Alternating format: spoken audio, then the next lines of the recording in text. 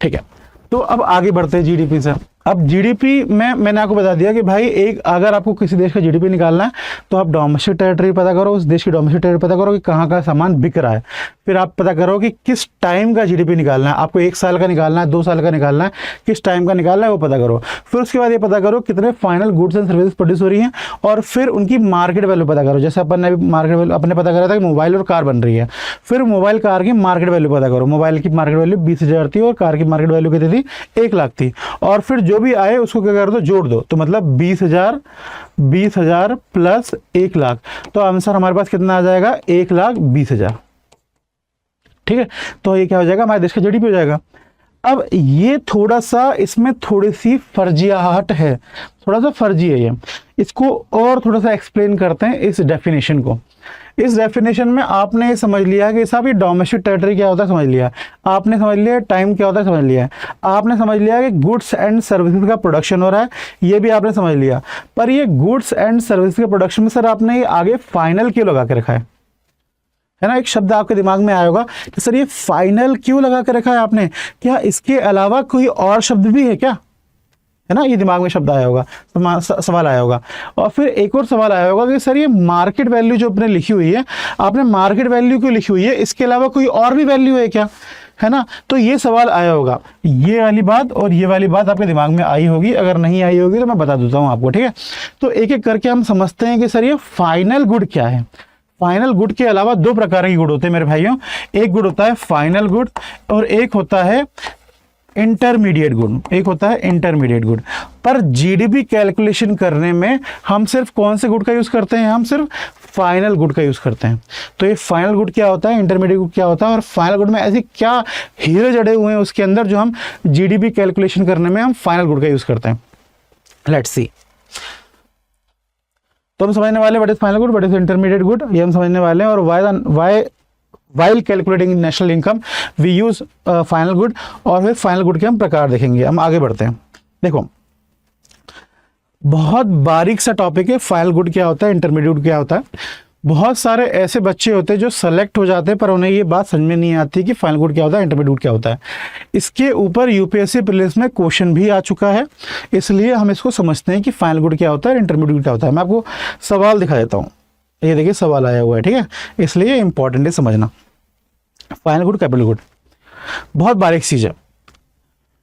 मैं बहुत अगर फर्जी उसमें बताऊं आपको कि भाई फाइनल गुड क्या होता है, इंटरमीडिएट गुड क्या होता है, अगर आपको एक शब्द में बताऊं और बहुत गलत डेफिनेशन बताऊं आपको, तो 40% सही डेफिनेशन अगर मैं बताऊं आपको, तो मैं बताऊंगा कि जो फाइनल गुड होता है वो किसी का भी इंग्रेडिएंट नहीं होता है, और जो इंटरमीडिएट गुड होता है वो क्या होता है, किसी प्रोडक्ट का इंग्रेडिएंट होता है। जब इंटरमीडिएट जो प्रोडक्ट होता है वो किसी नए प्रोडक्ट को बनाने में, मतलब फाइनल प्रोडक्ट बनाने में हेल्प करता है। मतलब जो आलू है, आलू हेल्प करेगा समोसे को बनाने में, तो आलू कौन सा प्रोडक्ट हो गया, इंटरमीडिएट प्रोडक्ट हो गया, और समोसा कौन सा प्रोडक्ट हो गया, फाइनल प्रोडक्ट हो गया। समोसा किसी भी नए प्रोडक्ट को बनाने में हेल्प नहीं करेगा, तो समोसा कौन सा प्रोडक्ट हो गया, फाइनल प्रोडक्ट हो गया। और जो आलू है वो आलू क्या बनाने में हेल्प कर रहा है, समोसा बनाने में हेल्प कर रहा है, इसलिए आलू कौन सा प्रोडक्ट हो गया, इंटरमीडिएट प्रोडक्ट हो गया। ये एक तरीका है इस बात को समझाने का, पर ये सही तरीका नहीं है इस बात को समझाने का, बिलीव मी, आप कंफ्यूज हो जाओगे और समझ में भी नहीं आएगा चीज़ें। तो इसलिए मैं आपको थोड़ा सा टाइम लेके 2 मिनट अगर आप मुझे दोगे तो मैं आपको एक कॉन्सेप्ट समझा दूंगा। देखिए एक बार आप, गांधी जी हैं, गांधी जी बचपन में छोटे थे, मतलब मस्ती करते थे, नालायक थे, आपने उनकी किताबें पढ़ी होगी। फिर बाद में उनका क्या हुआ, इंटेलेक्चुअल, मतलब उनकी जो दिमाग है वो बढ़ गया, इंटेलेक्चुअल क्या हुआ, ट्रांसफॉर्मेशन हुआ गांधी जी का। ठीक है, तो जो गांधी जी का इंटेलेक्चुअल ट्रांसफॉर्मेशन हो गया, ठीक है, उसके बाद फिर गांधी जी मर गए और भगवान के पास पहुंच गए। ठीक है, पिकाचू है और रायचू है, पिकाचू का भी क्या हुआ, इंटेलेक्चुअल ट्रांसफॉर्मेशन हुआ, वो पावरफुल हो गया, वो समझदार हो गया पिकाचू, तो फिर वो क्या बन गया, वो रायचू बन गया, है ना। और फिर वो रायचू कहाँ पहुंच गया, भगवान के पास पहुंच जाएगा, फाइनल क्रिएटर और फाइनल डिस्ट्रॉयर के पास पहुंच जाएगा। वो जिस फॉर्म में फाइनल भगवान के पास पहुंचेगा वो कौन सा फॉर्म होगा, वो रायचू वाला फॉर्म होगा, ना कि पिकाचू वाला फॉर्म होगा। ठीक है, अब आ जाओ समोसे और आलू के पास जाओ। आलू और समोसा, आलू 3 रुपए का आलू 8 कितने रुपए के समोसा बिक रहा है वो, 10 रुपए के समोसा बन के बिक रहा है वो। अब आलू का इंटेलेक्चुअल लेवल पे तो कोई ट्रांसफॉर्मेशन नहीं होगा, आलू का होगा इकोनॉमिकल ट्रांसफॉर्मेशन। जो 3 रुपए का आलू है वो 10 रुपए के समोसा बन के बिक रहा है। तो आलू का कौन सा ट्रांसफॉर्मेशन हो रहा है भाइयों? आलू का हो रहा है इकोनॉमिकल ट्रांसफॉर्मेशन। कौन सा ट्रांसफॉर्मेशन? Economical transformation. और जो समोसा है, समोसा बन गया है और समोसा किसके पास पहुंच गया है? फाइनल कंज्यूमर के पास पहुंच गया है। अब ये जो फाइनल कंज्यूमर है ये इस समोसे को खा लेगा, ये इसको अब कहीं और बेचेगा नहीं, ये इस समोसे पे दही डाल के चाट बना के कहीं और बेचने वाला नहीं है, ये समोसे को ये भाई साहब खाने वाले हैं। तो ये कौन सा कंज्यूमर हो गया? ये फाइनल कंज्यूमर हो गया। मतलब अब ये समोसा बिकने वाला नहीं है, मतलब अब ये समोसा, इस समोसे की जो वैल्यू है 10 रुपए, ये हमेशा के लिए समोसे की वैल्यू 10 रुपए ही रहेगी। अब ये इसकी वैल्यू आगे बढ़ने वाली नहीं, क्योंकि भाई साहब इन्हें खा लेंगे और समोसे का जो जिंदगी है वो क्या हो जाएगी? खत्म हो जाएगी। तो इस समोसे का अब कभी इकोनॉमिकल ट्रांसफॉर्मेशन नहीं होगा, पर इस आलू का इकोनॉमिक ट्रांसफॉर्मेशन हुआ है। समझ में आ गया? तो इंटरमीडिएट गुड और फाइनल गुड में जो बेसिक डिफरेंस है मेरे भाई वो ये है कि जो इंटरमीडिएट गुड है उनका इकोनॉमिकल ट्रांसफॉर्मेशन होता है, पर जो फाइनल गुड होता है उसका इकोनॉमिकल ट्रांसफॉर्मेशन नहीं होता। वो उनका इकोनॉमिकल ट्रांसफॉर्मेशन इसलिए नहीं होता क्योंकि वो अपने फाइनल कंज्यूमर तक पहुंच चुका है। अब वो कहीं और बिकने वाला नहीं है, वो फाइनल कंज्यूमर तक पहुंच चुका है, इसीलिए उनका इकोनॉमिकल ट्रांसफॉर्मेशन नहीं होता। तो basic and the most important difference between intermediate good and final good is intermediate good का इकोनॉमिकल ट्रांसफॉर्मेशन होता है और फाइनल गुड का इकोनॉमिकल ट्रांसफॉर्मेशन नहीं होता है। पहली चीज। दूसरा एग्जाम्पल देखिए आप, ये कार जो है फाइनल गुड है, जो कंज्यूमर इसे खरीदेगा वो उसने खरीद लिया और इसके बाद इसको वो कहीं और नहीं बेचेगा, तो ये कौन सा गुड हो जाएगा? ये फाइनल गुड है। अब इस कार में प्लास्टिक भी लगा होगा, इस कार में टायर भी लगा होगा, इस कार के अंदर कांच भी लगा होगा, इस कार के अंदर रेडियो भी लगा होगा, इस कार के अंदर जो चीजें लगी हैं वो सारी चीजें जिसने मिलके ये कार बनाई है वो सारी चीजें क्या कहलाएंगी? Intermediate good कहलाएंगी। और जो ये फाइनल प्रोडक्ट बनाए ये कौन सा प्रोडक्ट कहलाएगा? वो फाइनल गुड कहलाएगा। ठीक है, हमने क्या खरीदा है? एक फाइनल कंज्यूमर ने क्या खरीदा है? एक फाइनल कार खरीदी है, उसके अंदर उसे कुछ चीजें लगी लगाई मिली हैं, वो कौन से गुड हो गया? Tyre, plastic. ठीक है, इस टायर का प्राइस 100 रुपए, मतलब 10,000 रुपए होगा, 10,000 ले लेते हैं। इस टायर का प्राइस अगर आप वैसे खरीदने जाओ 10,000 रुपए का होगा, पर अगर आप इसे कार के साथ खरीदोगे तो उसका प्राइस क्या हो जाएगा? ज्यादा हो जाएगा। ठीक है, तो ये है इसका इस टायर का, इस प्लास्टिक का, इसमें जो प्लास्टिक लगा है, वैसे प्लास्टिक इसके अंदर कितने रुपए का प्लास्टिक लगा होगा? सपोज इसके अंदर 50 kg का प्लास्टिक लगा होगा। ठीक है, 50 किलो का प्लास्टिक की वैल्यू, 50 किलो का प्लास्टिक यहाँ पे भी लगा होगा, पर उसकी वैल्यू कम होती है। पर 50 किलो का प्लास्टिक जब कार के फॉर्म में बनता है तो उसकी वैल्यू अलग हो जाती है, वैल्यू उसका इकोनॉमिकल क्या हो जाता है? इकोनॉमिकल ट्रांसफॉर्मेशन हो जाता है। ठीक है, और फिर वो क्या बन के बिक रहा है? कार बन के बिक रहा है और वो किसके पास पहुंच गया? फाइनल कंज्यूमर के पास पहुंच गया। अब ये जो कार बन गई है और ये फाइनल कंज्यूमर के पास पहुंच गई है, अब वो नहीं बिक रही है, तो ये कौन सा गुड कहलाएगा? ये कहलाएगा फाइनल गुड। ठीक है, समझ में आ गया? अच्छा, यहां पे अब थोड़ा सा परेशान करूंगा आपको, मैं एक बार बस समराइज कर देता हूं फाइनल गुड और कैपिटल गुड को। तो जो बेसिक डिफरेंस है फाइनल गुड और कैपिटल गुड में, वो पहला डिफरेंस ये है कि फाइनल गुड का इकोनॉमिकल ट्रांसफॉर्मेशन नहीं होता है और इंटरमीडिएट गुड का इकोनॉमिकल ट्रांसफॉर्मेशन होता है। समझ में आ गया? अब इकोनॉमिकल ट्रांसफॉर्मेशन क्यों नहीं होता है फाइनल गुड का? क्योंकि वो फाइनल कंज्यूमर तक पहुंच चुका है, वो फाइनल कंज्यूमर तक पहुंच चुका है, समोसा खा लिया गया है, कार को चला लिया गया है, वो फाइनल कंज्यूमर तक पहुंच चुका है, इसलिए उसका इकोनॉमिकल ट्रांसफॉर्मेशन नहीं होता है। पर जो ये इंटरमीडिएट गुड है ये फाइनल कंज्यूमर तक नहीं पहुंचे हैं।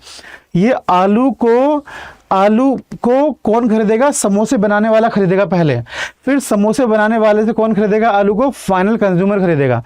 तो ये अपने फाइनल कंज्यूमर तक पहुंचे नहीं है। ठीक है, दूसरा डिफरेंस। तीसरा डिफरेंस वही अपना जो फर्जी वाला डिफरेंस है, वो ये है कि जो इंटरमीडिएट गुड है वो क्या होते हैं? इंग्रेडिएंट होते हैं। वो बनाते हैं फाइनल गुड को। ये जो टायर है ये बना रहा है कार को, फाइनल गुड को बना रहा है। ये समोसा जो है वो बना रहा है ये जो आलू है वो बना रहा है समोसे को, फाइनल गुड को बना रहा है। तो वो इंग्रेडिएंट होते हैं, और जो ये फाइनल गुड से होते हैं वो किसी के भी इंग्रेडिएंट नहीं होते हैं, वो अपने आप में महफिल होते हैं, वो अपने आप में एक मतलब अपने आप में कंप्लीट होते हैं, उन्हें वो किसी और में ट्रांसफर नहीं होते हैं। ठीक है, तो इंग्रेडिएंट नहीं होते हैं। ठीक है, अच्छा, ये हो गया डिफरेंस बिटवीन फाइनल गुड और कैपिटल गुड। आई होप आपको समझ में आ गया होगा। ठीक है, इसको लिख लो, दो दो तीन तीन शब्द हैं। अगर आप एनसीईआरटी में पढ़ोगे पूरा पूरा पैराग्राफ से एक्सप्लेन कर रहे हैं और वो समझ में भी नहीं आएगा, तो इससे पॉइंट्स को लिख लो। अच्छा, मैं हल्का सा कन्फ्यूजन क्रिएट करूंगा यहाँ पे। हल्का सा कन्फ्यूजन ये है, देखो हल्का सा कन्फ्यूजन ये है कि जब आप कार खरीदोगे, और कन्फ्यूजन आपको समझाने के लिए ही कर रहा हूं मैं कन्फ्यूजन क्रिएट। जब आप कार खरीदोगे, जब एक फाइनल कंज्यूमर जब कार खरीदेगा तो वो कार में लगा हुआ टायर आएगा। ठीक है, तो वो जो टायर लगा हुआ है कार में वो कौन सा गुड कहलाएगा? इंटरमीडिएट गुड कहलाएगा, और कार कहलाएगी फाइनल गुड। पर जब इस कार के टायर खराब हो जाएंगे तो फिर ये फाइनल कंज्यूमर स्पेशली क्या खरीदने जाएगा? एमआरएफ के पास टायर खरीदने जाएगा। जब ये स्पेशली सिर्फ टायर खरीदने जाएगा तो वहां पे टायर क्या होगा? वहां पे टायर कौन सा गुड होगा? फाइनल गुड होगा। कौन सा गुड होगा वो टायर? वहां पे फाइनल गुड होगा। जब फाइनल कंज्यूमर किसी सामान को खरीदता है और उस सामान को खरीदने के बाद वो सामान कभी और नहीं बिकता है, कभी और नहीं बिकता है, इसका मतलब इसका इकोनॉमिकल ट्रांसफॉर्मेशन अब नहीं हो रहा है, तो वो प्रोडक्ट बन जाता है फाइनल गुड। समझ में आ गया? तो ये वाली चीज है फाइनल गुड के साथ। अब इसमें आप लोग बोलोगे सर ये तो मतलब कार, जब ये टायर खरीदेगा तो उस टायर को वो कार में लगा देगा। ठीक है, लगा देगा, पर जब उसे खरीदा गया था तब तो उसे स्पेशली अकेले खरीदा गया था ना, मतलब उसका इकोनॉमिकल ट्रांसफॉर्मेशन तो नहीं हो रहा है ना। इसलिए मैंने पहला बोला है आपको, जो बेस्ट पॉइंट है अबाउट फाइनल गुड और इंटरमीडिएट गुड समझने का वो ये है कि भाई इकोनॉमिकल ट्रांसफॉर्मेशन नहीं होना चाहिए। सेकंड, जो 40% 30% जो सही बात है वो ये है इंग्रेडिएंट वाली। आपको बहुत सारे लोग यूट्यूब पे और इधर उधर मिल जाएंगे जो इंग्रेडिएंट वाला शब्द और कंपोनेंट वाला शब्द यूज करके आपको समझाएंगे ये, पर the best way of explaining this is economical transformation. भाइयों समझ में आ रहा है? तो आप लोग इन सेफ हैंड हो भी। ठीक है, ये जो क्वेश्चन है यूपीएससी में आया था, इस क्वेश्चन का जवाब अभी आप नहीं कर पाओगे। अभी बस हमने जाना है कि होता क्या है फाइनल गुड और कैपिटल गुड, उसके बारे में कुछ और चीजें जाननी पड़ेगी तब आप ये सवाल सॉल्व कर पाओगे। आगे आपको क्या जानना पड़ेगा वो ये है कि अभी तक हमारे सवाल अनआंसर्ड है। अनआंसर्ड है मतलब हमें मालूम चल गया है फाइनल गुड क्या होता है, ये हमें मालूम चल गया, हमें मालूम चल गया इंटरमीडिएट गुड क्या होता है, हमें मालूम चल गया, पर अभी तक हमें ये नहीं मालूम चला है कि सर ये जीडीपी कैलकुलेट करते वक्त आपने सिर्फ फाइनल गुड को ही क्यों लिया, आपने इंटरमीडिएट गुड को क्यों नहीं लिया। ये सवाल अभी तक आप लोग के दिमाग में होगा। इस सवाल को आंसर करेंगे, अगर इस सवाल को हमने आंसर कर दिया तो सारे क्वेश्चन सॉल्व हो जाएंगे। 2 मिनट खेले, बस 2 मिनट कंसंट्रेशन दो आप मुझे। ठीक है, सपोज मान लेते हैं एक परिवार है, एक परिवार का एग्जांपल लेके हम बात करते हैं, फिर हम देश में आते हैं। एक परिवार है, उसमें एक छोटा भाई है और एक बड़ा भाई है। ठीक है, छोटे भाई ने क्या करा? छोटे भाई ने आलू उगाया। मैं बार बार समोसे का एग्जांपल दे रहा हूं, आप लोग सोच रहे होंगे ये इंसान भी समोसे की तरह दिख रहा है और वो एग्जांपल भी समोसे वाला दे रहा है, तो आप हंस सकते हो इस बात से, पर मैं इसको बहुत लोकल करना चाहता हूं, इसलिए मैं बार बार समोसे का एग्जांपल दे रहा हूं। Sorry for that. चलिए फिर से, 2 भाई हैं, एक परिवार है, उसमें 2 भाई हैं, एक छोटा भाई बड़ा भाई है। छोटे भाई ने क्या करा? समोसा उगाया है। समोसा उगाया कितना? आलू उगाया है। आलू कितने रुपए का उगाया है इसने? 5 रुपए का आलू उगाया। ठीक है, अब बड़े भाई ने क्या करा? छोटे भाई से आलू लिया 5 रुपए का। छोटे भाई से कितने रुपए का आलू लिया? 5 रुपए का। उसमें अपनी 3 रुपए की मेहनत करी और उस आलू को कन्वर्ट कर दिया किसमें? समोसे को मैंने कन्वर्ट कर दिया, और वो समोसा उसने कितने रुपए का बेचा? 8 रुपए का बेचा। अब आपके लिए सवाल ये है कि मुझे ये बताओ कि इस इंसान ने कितने रुपए की, मतलब इस फैमिली ने, ये जो पूरी फैमिली है, इस फैमिली ने कितने रुपए का वैल्यू जनरेट करी, कितने रुपए का एक्चुअली सामान बनाया है। तो आप लोगों के इस सवाल पे मैं फिर से सवाल रिपीट कर रहा हूं, अगर आपको समझ में नहीं आया हो तो। आलू 5 रुपए का बनाया, फिर उसने बड़े भाई ने कह रहा 5 रुपए में आलू को लिया और 3 रुपए को उसमें मेहनत डाली, और फिर कितने रुपए का समोसा बेच रहा है? वो 8 रुपए का समोसा बेच रहा है। ठीक है, अब मेरा सवाल ये है कि इस परिवार ने कितने रुपए का मेरा सवाल ये है कि कितने रुपए की वैल्यू जनरेट करी है, या फिर ये कह लो कितने रुपए का सामान बेचा है, कितने रुपए का सामान बेचा है इन लोगों ने, इसके परिवार ने। तो इसके दो आंसर हो सकते हैं। एक आंसर तो ये हो सकता है कि सर उन्होंने कितने रुपए का सामान बेचा, 8। ठीक है, आप लोग दो आंसर दे सकते हो, एक तो बोल सकते हो 8, और दूसरा आप बोल सकते हो कि साहब छोटे वाले ने 5 रुपए का सामान बेचा है और बड़े वाले ने 8 रुपए का सामान बेचा है, तो टोटल कितने रुपए का सामान बिक गया, 13 रुपए का सामान बिक गया। आप ऐसा भी बोल सकते हो, खतरनाक हो आप लोग क्योंकि। ठीक है, अब देखते हैं सही आंसर क्या है। इस फैमिली की इनकम कितनी है, या फिर इस फैमिली ने कितने रुपए का सामान प्रोड्यूस करा है, तो आंसर दो हो सकते हैं। अब हम देख लेते हैं फाइनल है क्या। देखिए, इस फैमिली ने कितना प्रोड्यूस करा है, तो अगर हम ऐसा करेंगे कि समोसे की वैल्यू और जो आलू की वैल्यू दोनों को अगर हम जोड़ेंगे तो आंसर हमारे पास कितना आएगा, आंसर हमारे पास आएगा 13 आंसर आएगा। पर इस आंसर में परेशानी ये है कि जो फाइनल गुड है, जो फाइनल गुड है समोसा, उसके प्राइस में, उसका प्राइस कितना, 8 रुपए। उसके प्राइस में ऑलरेडी, इसको मैं जरा हल्का सा ऊपर करूंगा, उसके प्राइस में ऑलरेडी, समोसे के प्राइस में ऑलरेडी आलू का प्राइस और बड़े भाई की मेहनत इंक्लूडेड है। अगर इसमें फाइनल प्रोडक्ट के प्राइस में अगर मैं इंटरमीडिएट प्रोडक्ट का प्राइस जोड़ दूंगा, मतलब आलू का प्राइस जोड़ दूंगा, तो फिर क्या हो जाएगा, आलू का जो प्राइस है वो 2 बार जुड़ जाएगा। देखो, आलू का प्राइस यहां पे भी जुड़ रहा है, आलू का प्राइस यहां पे भी जुड़ रहा है, इसीलिए इसका आंसर क्या होगा, 13 नहीं होगा।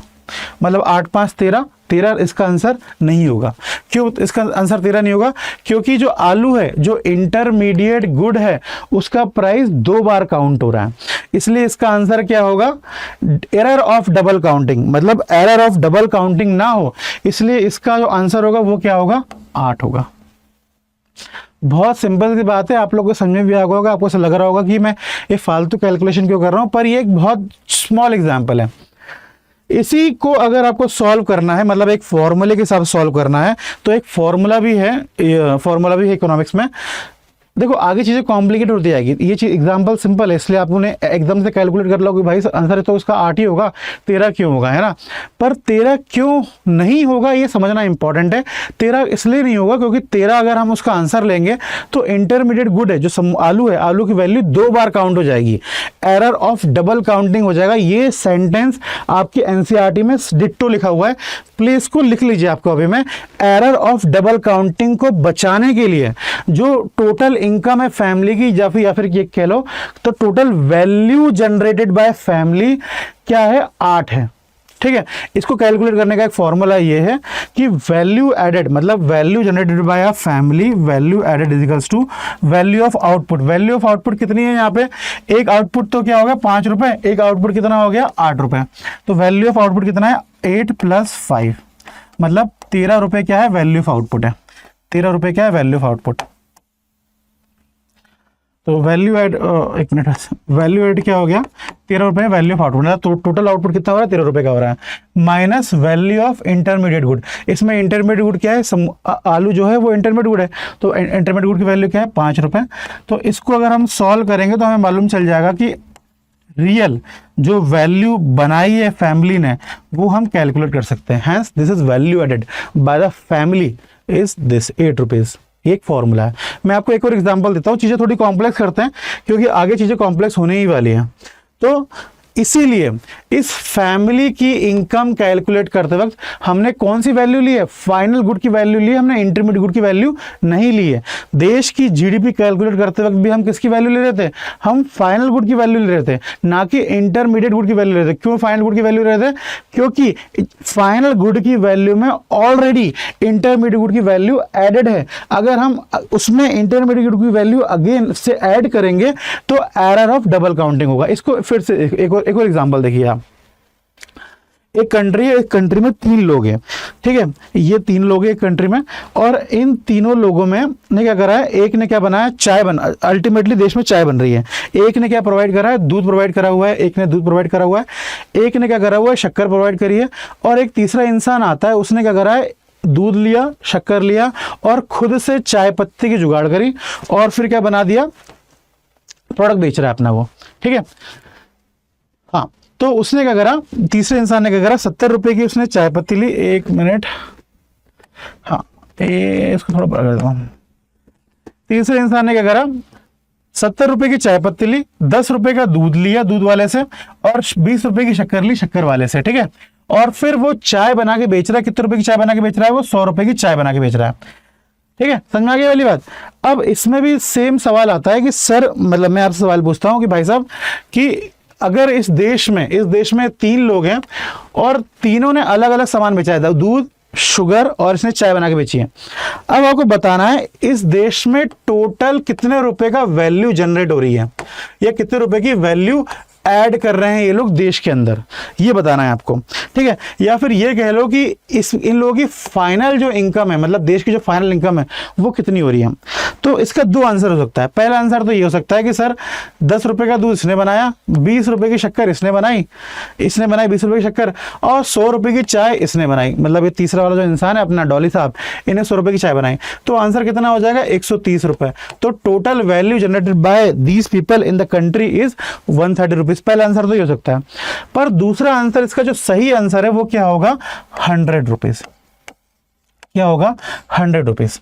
100 रुपीज क्यों होगा, क्योंकि अगेन वही बात आ रही है, क्योंकि ये जो 100 रुपीज है, क्योंकि ये जो 100 रुपीज है इसमें ऑलरेडी दूध और शक्कर का प्राइस ऑलरेडी इंक्लूडेड है। अगर आप फिर से कैलकुलेशन करते वक्त दूध और शक्कर का दाम जोड़ोगे तो कौन सी प्रॉब्लम आएगी आपके पास, एरर ऑफ डबल काउंटिंग आएगी। कौन सी प्रॉब्लम आएगी आपके पास, एरर ऑफ डबल काउंटिंग आएगी। तो इसलिए इसका आंसर क्या होगा, 100 रुपीज होगा। अगेन इसका फॉर्मूला अगर हम लगाएं, इसका अगर हम फॉर्मूला लगा के सॉल्व करने की कोशिश करें तो फॉर्मूला हमारे पास क्या है, value added is equals to total output, मैं थोड़ा शॉर्ट में लिख रहा हूं, टोटल आउटपुट है ना, minus value of intermediate good, ठीक है। तो बताओ वैल्यू एडेड क्या हो जाएगा, टोटल वैल्यू क्या जाएगी, यहाँ पे टोटल वैल्यू होगी 10, टोटल वैल्यू आउटपुट कितना हो रहा है, 10 रुपए का यहाँ हो रहा है, 20 रुपए का यहाँ पे हो रहा है, 100 रुपए का यहाँ पे हो रहा है, मतलब टोटल आउटपुट मतलब 130 रुपए का आउटपुट हो रहा है। एक देश के अंदर ये 130 रुपए का सामान बिक रहा है, माइनस पर ये 2 जो सामान हैं, ये सामान तीसरे सामान बनाने के लिए इंटरमीडिएट गुड है। तो हम क्या करेंगे, इंटरमीडिएट गुड की जो वैल्यू उसे माइनस कर देंगे। तो इंटरमीडिएट गुड की वैल्यू क्या है, 30 रुपए क्या है, इंटरमीडिएट गुड की वैल्यू। तो फाइनल जो value added by generated by these 3 people in the country is 100 rupees. और 100 रुपीज किसके बराबर है, 100 रुपीज बराबर है, 100 रुपीज बराबर है वैल्यू ऑफ, 100 रुपये बराबर है वैल्यू ऑफ फाइनल गुड के बराबर है। इसलिए देश में जब हम जीडीपी कैलकुलेट करते हैं मेरे भाइयों, तब हम इंटरमीडिएट गुड की वैल्यू नहीं इंक्लूड करते हैं, हम सिर्फ फाइनल का यूज करते हैं। समझ में आ गया, क्योंकि इंटरमीडिएट गुड की वैल्यू अगेन से वो एरर डबल काउंटिंग हो जाएगा। एक और एग्जांपल है, अब ये थोड़ा सा ऑथेंटिक एग्जांपल के साथ हम इसे एंड करते हैं। मतलब ये एक हमारे देश के अंदर 3 लोग हैं, एक टाटा, एक MRF बनाते हैं, MRF टायर बनाते हैं, एक ये अदानी साहब स्टील बनाते हैं, और फिर रतन टाटा साहब जिन्होंने कार बनाते हैं, ठीक है। अब एक ने टायर बनाया, टायर कितने रुपए का बनाया, 10,000 रुपए का टायर बनाया, स्टील कितने रुपए का बनाया, 40,000 रुपए की स्टील बनाई है। अब रतन टाटा साहब तो अब नहीं रहे, पर जो भी टाटा ग्रुप्स है उन्होंने क्या करा, 10,000 रुपए का टायर खरीदा, 40,000 रुपए का स्टील खरीदा, और दोनों ने और अपनी थोड़ी मेहनत लगा दी, अपनी थोड़ा सा स्किल और मेहनत लगा दी, 50 रुपए की स्किल लगा दी, और इन तीनों को मिला के इन्होंने क्या बना दी, कार बना दिया, जिसका प्राइस कितना है, 1 लाख रुपए है, जिसका प्राइस कितना है, 1 लाख रुपए है। अब बताओ इस देश के अंदर जो टोटल जो जीडीपी हो रहा है वो कितना होगा। तो टोटल जीडीपी कितना होगा, जीडीपी फाइनल जो प्रोडक्ट बन रहा है उसकी वैल्यू होती है, तो टोटल जीडीपी कितना होगा, 1 लाख रुपए। अब आप में से कोई खतरनाक इंसान होगा, वो बोलेगा कि भाई साहब 1 लाख प्लस 40,000 प्लस 10,000, इतना मतलब 1.5 लाख होना चाहिए। तो 1.5 लाख इसलिए नहीं, क्योंकि वो वैल्यू ऑफ इंटरमीडिएट गुड की भाई वैल्यू ऐड नहीं होगी, लाहौल विलाकुर, ठीक है। चलिए आगे बढ़ते हैं। फॉर्मूला अगर फिर भी समझ में नहीं आया तो फॉर्मूला लगा लेना, ठीक है। अब इसका जो सवाल है वो आप सॉल्व करके बताइए। Market value of intermediate good is deducted from the calculation of GDP. Intermediate good की जो वैल्यू है हम डिडक्ट कर देते हैं, हम माइनस कर देते हैं, किससे? जीडीपी कैलकुलेशन करते वक्त। क्यों कर देते हैं? तो पहला जो पॉइंट है वो है avoid double counting of good, मतलब एरर ऑफ डबल काउंटिंग ना आए, इसके लिए पहला ऑप्शन। दूसरा है include the value of depreciation in the capital stock. दूसरी वाली जो बात है डेप्रिविएशन और कैपिटल स्टॉक, इसके बारे में तो अपन ने कोई बात ही नहीं करी है ना। तो दूसरे वाला पॉइंट तो उन्होंने फालतू हमें हवा देने के लिए करा हुआ है, तो दूसरा वाला पॉइंट क्या हो जाएगा? गलत हो जाएगा। पर जो पहला वाला पॉइंट है वो सही है, तो आंसर क्या हो जाएगा इसका? A only. ठीक है, चलिए हमने पढ़ लिया व्हाट इज फाइनल गुड, हमने पढ़ लिया व्हाट इज इंटरमीडिएट गुड, हमने पढ़ा कर लिया कि नेशनल इनकम या फिर जीडीपी कैलकुलेट करते वक्त हम सिर्फ फाइनल गुड की वैल्यू को लेते हैं, हम इंटरमीडिएट गुड की वैल्यू क्यों नहीं लेते हैं। अब हम पता करेंगे कि फाइनल गुड के प्रकार क्या क्या होते हैं। फाइनल गुड जबकि जिससे हम जीडीपी कैलकुलेट कर रहे हैं, तो उसको हमें और अच्छे से पढ़ना पड़ेगा भाई, क्योंकि वही तो है जिससे हम जीडीपी कैलकुलेट कर रहे हैं, तो उसके बारे में हमें और समझना पड़ेगा। ठीक है, तो हम थोड़ा सा और आगे बढ़ते हैं। इससे पहले मैं आपको कुछ और समझाऊं, मैं आपको एक बार हल्का सा रिवीजन कराना चाहता हूं और फिर हम पॉइंट में आते हैं। ठीक है, तो जीडीपी क्या होता है? जीडीपी क्या होता है? एक डोमेस्टिक टेरिटरी के अंदर एक पेन का, ये साला पेन का कलर चेंज करता हूं मैं।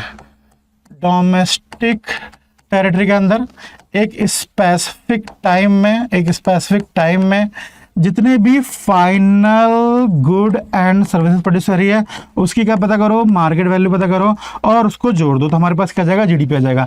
डोमेस्टिक टेरिटरी के बाद, डोमेस्टिक टेरिटरी में हमारे अंदर क्या क्या इंक्लूड होता है? हमारे अंदर डोमेस्टिक टेरिटरी के अंदर लैंड बाउंड्री, सी बाउंड्री, सबमरीन, एयरक्राफ्ट और एम्बसीज, ये इंक्लूड होती है। हमारे पास जीडीपी कैलकुलेट करते वक्त टाइम कौन सा होता है? हमारे पास टाइम होता है 1 अप्रैल से लेके 31 मार्च, क्योंकि हमारे देश का फाइनेंशियल ईयर है। उसके बाद फाइनल गुड्स एंड सर्विसेज में सर ये फाइनल को लगा कर रखा है। अगर फाइनल दो प्रकार के गुड होते हैं, एक होता है फाइनल गुड और एक होता है इंटरमीडिएट गुड। अगर हम फाइनल गुड की वैल्यू ही इसलिए यूज करते हैं क्योंकि अगर हम इंटरमीडिएट गुड की वैल्यू यूज करेंगे तो एरर ऑफ डबल काउंटिंग आ जाएगा, इसलिए हम जीडीपी कैलकुलेट वक्त किसकी यूज करते हैं? हम सिर्फ फाइनल गुड की वैल्यू यूज करते हैं। समझ में आ गए हम फाइनल गुड तक? अब आगे देखते हैं। फाइनल गुड साहब दो प्रकार के होते हैं। ठीक है, एक होता है कंज्यूमर गुड, अपने कॉपी में लिखते जाइए, एक माइंड मैप बनेगा यहाँ पे आगे, और वो माइंड मैप इतना अच्छा होगा आप उसको पेपर का टाइम बस उसको रिवाइज कर लो, अब काम हो जाएगा। ठीक है, दो प्रकार फाइनल गुड होता है, कंज्यूमर गुड, एक होता है कैपिटल गुड। एक होता है कंज्यूमर गुड, एक होता है कैपिटल गुड। अगेन अगर मैं समोसा का एग्जांपल लूँ, समोसा कौन सा फाइनल गुड होगा? समोसा होगा कंज्यूमर करने वाला, मतलब खा लो कंज्यूम हो जाता है। पर अगर मैं थोड़ा एक अच्छा एग्जांपल दूं कंज्यूमर गुड और कैपिटल गुड का, तो जो कार होती है, कार कौन सा एग्जांपल है? Car is example of consumer good. अगर आपने कार खरीदी, उसे घूमने फिरने के लिए यूज कर रहे हो, तो कार कौन सा एग्जाम्पल होगा? कार कंज्यूमर गुड का एग्जाम्पल होगा। पर जो कार बनाने की मशीन होगी, जिससे कार बन रही है, वो किसका एग्जाम्पल होगा? कार बनाने की मशीन।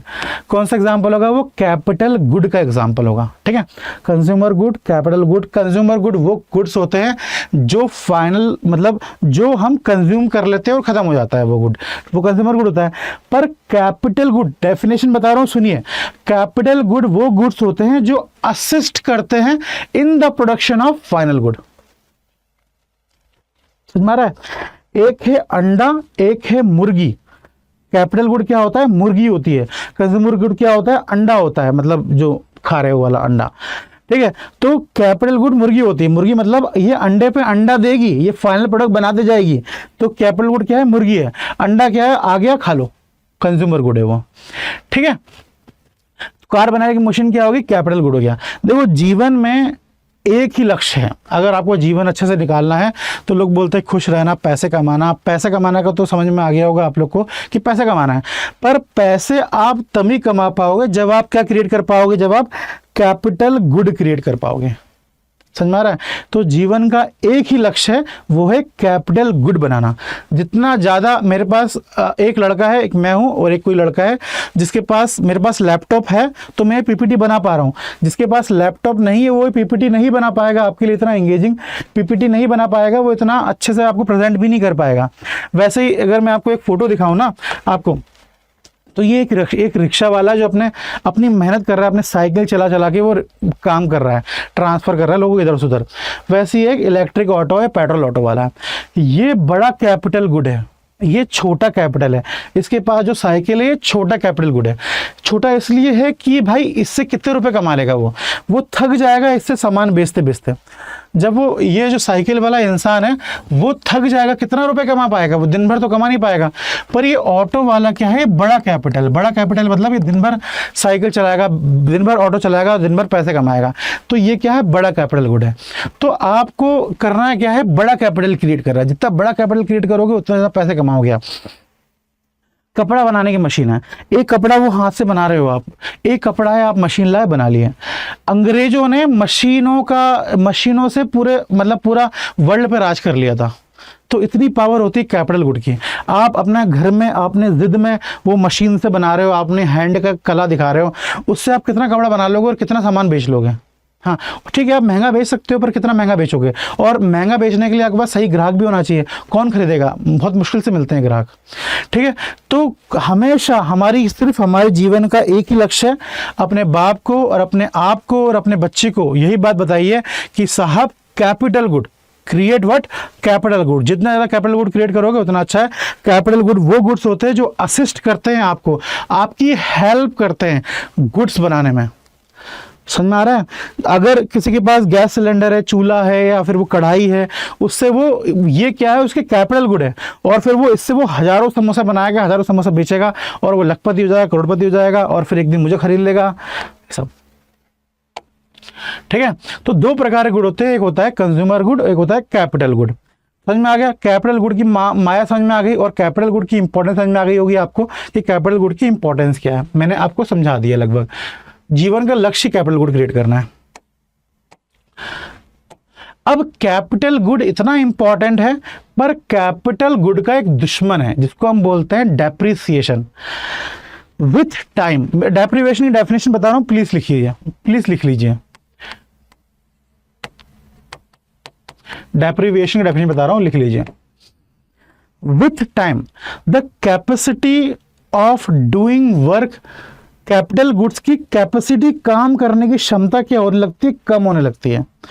विथ टाइम अगर आपका कैपिटल गुड क्या है, कार है, या फिर आपका कैपिटल गुड ट्रैक्टर है, तो उसकी काम करने की क्षमता क्या होने लगेगी, ट्रैक्टर की जो काम करने की जो ताकत है वो क्या होने लगेगी, धीरे धीरे कम होने लगेगी। With time capital goods capacity to do work will reduce.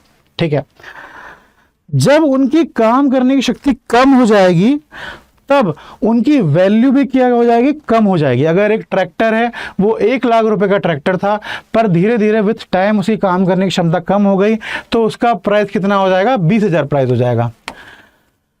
इसी को क्या बोलते हैं हम, डेप्रिविएशन कहते हैं। विथ टाइम प्रोडक्ट की काम करने की क्षमता कम हो जाती है, और जिसकी वजह से उसका प्राइस भी क्या हो जाता है, कम हो जाता है। इसी को हम इंग्लिश में और इकोनॉमिक्स में हम क्या बोलते हैं, डेप्रिविएशन कहते हैं। ठीक है, तो डेप्रिविएशन क्या होता है, कैपिटल गुड का बर्बाद होना इज डेप्रिविएशन। अब एक और शब्द है investment. Investment again capital good से लिंक्ड है, मैं बताऊं कैसे। इन्वेस्टमेंट की डेफिनेशन सुनिए, इन्वेस्टमेंट को समझिए, 2-3 लाइन है, उसको समझ जाइए, वो समझ में आ जाएगा। इन्वेस्टमेंट, जब आप खर्चा करते हो, जब आप पैसे खर्च करते हो, एक्सपेंडिचर करते हो, किसी रिटर्न की उम्मीद में, आपको उम्मीद है कि भाई हम खर्चा कर रहे हैं और कुछ रिटर्न आएगा।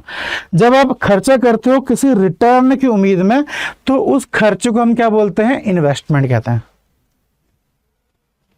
समझ में आ गया? जब आप खर्चा करते हो रिटर्न की उम्मीद में, और ज्यादा मुनाफा कमाने की उम्मीद में, तो वो इन्वेस्टमेंट क्या कहलाता है, वो खर्चा क्या कहलाता है, इन्वेस्टमेंट कहलाता है। और जब आप इन्वेस्टमेंट करके, जब आप कैपिटल गुड खरीदते हो, जब आप इन्वेस्टमेंट करके जब आप कैपिटल गुड खरीदते हो, वो सामान खरीदते हो जो आपको असिस्ट करेगा प्रोडक्शन करने में, जब आप कैपिटल गुड खरीदते हो, तो वो इन्वेस्टमेंट कहलाता है ग्रॉस फिक्स कैपिटल फॉर्मेशन। समझ में आ रहा है? मैं ये सब बातें आपको बहुत आसानी से समझा रहा हूं, बहुत आसानी से बता दे रहा हूं। ये बातें छोटी नहीं है, समझ में आ गया? वो इन्वेस्टमेंट जिससे कैपिटल गुड क्रिएट हो वो इन्वेस्टमेंट कहलाता है gross fix capital formation. Please इसका फुल फॉर्म लिख लीजिए, ठीक है? Gross fix capital formation. जब इस ग्रॉस फिक्स कैपिटल जो कैपिटल बना है इसमें से जब हम डेप्रीविएशन हम माइनस कर दें, क्या माइनस कर दें? हम डेप्रीविएशन माइनस कर दें, तो हमारे पास जो आंसर आएगा उसे हम बोलते हैं net fix capital formation. Net fix capital formation. मेरे भाइयों बहनों लिख लीजिए। बारिश हो रही है क्योंकि नॉलेज की, ठीक है? ये हो गया कैपिटल। अब इन्वेस्टमेंट सिर्फ गुड्स में तो होता नहीं है इन्वेस्टमेंट कि भाई हर investment gross fix capital formation कहलाएगा, ऐसा तो होता नहीं है। इकोनॉमिक्स में इन्वेस्टमेंट 3 प्रकार के इन्वेस्टमेंट होते हैं। एक तो हो गया कैपिटल गुड में इन्वेस्टमेंट करना, तो उसे क्या बोलते हैं? ग्रॉस फिक्स कैपिटल फॉर्मेशन कह दिया। 2 और प्रकार के इन्वेस्टमेंट होते हैं मेरे भाइयों। 2 और कौन सा होता है? पहला दूसरा होता है रेसिडेंस में इन्वेस्ट करना, रेसिडेंस प्रॉपर्टी में इन्वेस्ट करना, मतलब घर खरीदना, सिंपल। जब आप एक एक्सपेंडिचर खरीद करके आप घर खरीदते हो तो वो भी किसके अंदर आता है? इन्वेस्टमेंट के अंदर आता है। दूसरा इन्वेस्टमेंट है। और जब आप इन्वेंट्री क्रिएट करते हो, मैं समझा रहा हूं इन्वेंट्री माने क्या होता है। जब आप इन्वेंट्री क्रिएट करते हो तो inventory is against a type of investment. 2023 का इकोनॉमिक्स में ये क्वेश्चन आया था और ये क्वेश्चन किसी भी इकोनॉमिक्स नोट्स में आप छान लो, ये कोचिंग वो कोचिंग, ये नाम वो नाम छान लो आप, किसी के पास भी ये शब्द, किसी के नोट्स में ये शब्द नहीं लिखा हुआ है। Only in Amit Mishra's note, मेरे नोट्स में आपको ये शब्द मिलेगा इन्वेंट्री, मेरे मिलेगा और एनसीईआरटी में मिलेगा, सॉरी। तो आपको 2 ही जगह ये शब्द मिलेगा, मेरे नोट्स में और एनसीईआरटी में मिलेगा, ठीक है? तो इन्वेस्टमेंट किसके अंदर आता है? इन्वेंट्री में, मतलब इन्वेंट्री में पैसा खर्च करना भी इन्वेस्टमेंट आता है। सॉरी मैं बताना भूल गया इन्वेंट्री क्या होता है, जोश में। इन्वेंट्री देखो आप क्या होता है भाई साहब, छाता है। सपोज बारिश आने वाली है, आपने क्या करा, छाता का सोचा, छाता प्रोडक्शन करते हैं, छाता बेचेंगे, ठीक है? अब क्या हुआ, बारिश आई, बारिश सीजन आया, आपने छाते बनाए 100, पर पूरे बारिश के सीजन में सिर्फ आप कितने छाते बिके? 80 छाते बिके आपके। कितने छाते बिके? 80 छाते बिके। बनाए आपने 100 छाते थे, बिके कितने? 80 छाते। बचे कितने छाते? 20 छाते बच गए भाई, 20 छाते बच गए। अब इसे कहाँ बेचेंगे?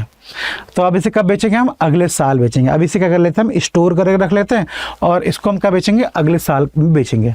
तो ये जो 20 छाते हैं जो आपने स्टोर करके रखे हैं और जिसको आप अगले साल बेचोगे, ये छाते क्या कहलाते हैं? ये छाते कहलाते हैं इन्वेंट्री।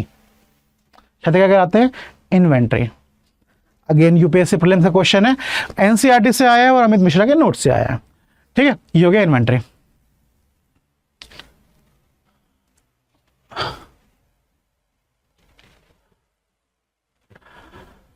ठीक है।